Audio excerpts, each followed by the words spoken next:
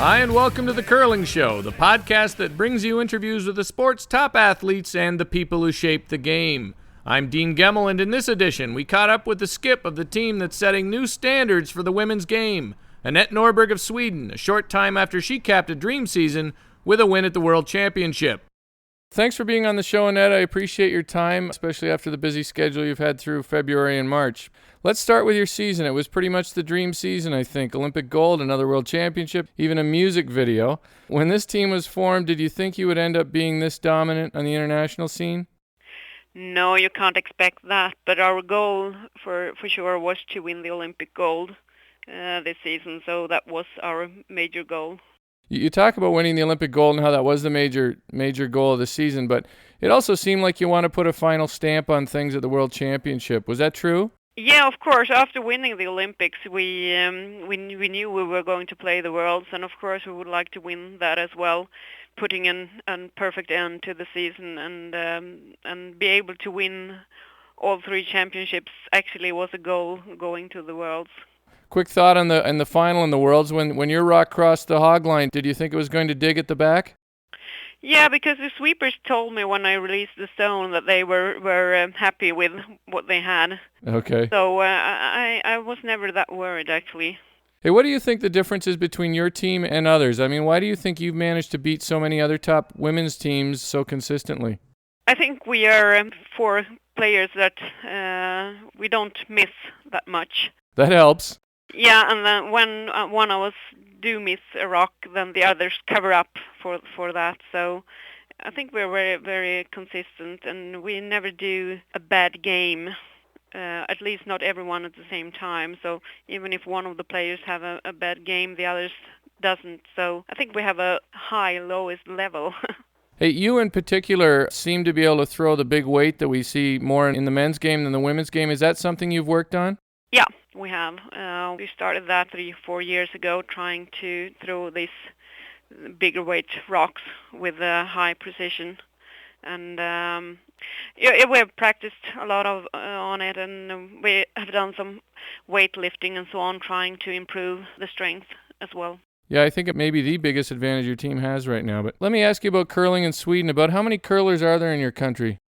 4,000 approximately. And is the sport growing? And are there any other teams that are even close to your level?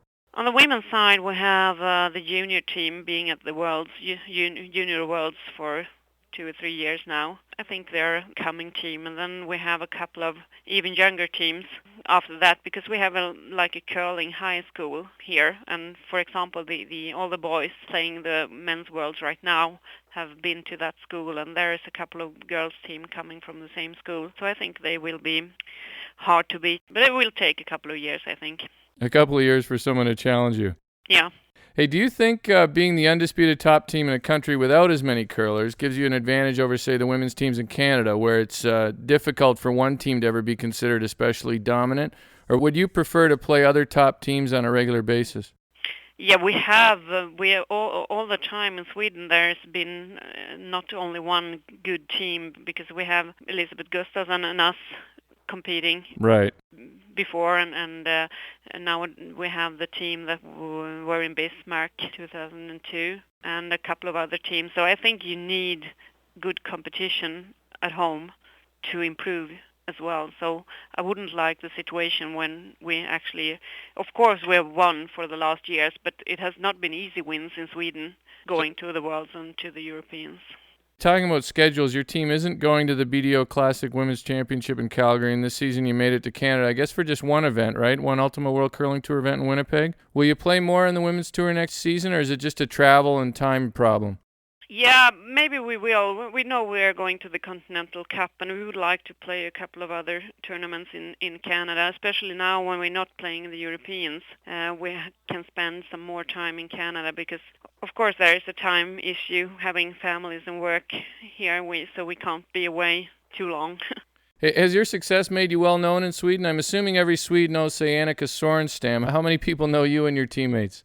Right now, we are very well known in Sweden after the Olympics. It's nothing compared to what it was before, because then only the ones that were really interested in sport knew about us. But today, when I walk through the streets in Stockholm, there is a lot of people coming forward and want to congratulate to the Olympic gold and so on. So we are well known right now, maybe me more than the other ones in the team.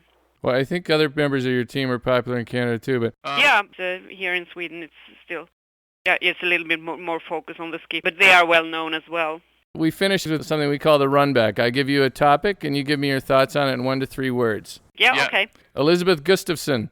Yeah, I was a good curling player and our worst competitor for several years. Does she still play? No. No? Something the rest of the world does not know about Swedes. Oh, that was a hard one. I think the people is quite similar to the people in Canada. They often say that. The same mentality, I think. Turin, Italy. It's a wonderful city, and we had a wonderful time there during the Olympics. Grand Prairie, Canada. A small town in the middle of nowhere. But we were very well taken care of, and a lot of friendly people there. Paisley, Scotland. Oh, bad ice conditions. Yeah, I thought it was bad when they were playing it in a place called the Lagoon. Yeah. That seemed like a bad idea. And the biggest difference between curling in Europe and curling in Canada? Do you mean on the women's side, or? Just in general, I guess. In general. Oh, it's a lot more competitive teams in Canada than in Europe. Hey, it was a pleasure speaking to you, Annette. I appreciate your time, and good luck to you and your teammates next season. Oh, thank you. That's Anette Norberg on The Curling Show. And yes, that was our 3rd interview in a row with someone from a women's team. We'll start mixing it up again with the next interview. Thanks for listening. Here's Black Pudding.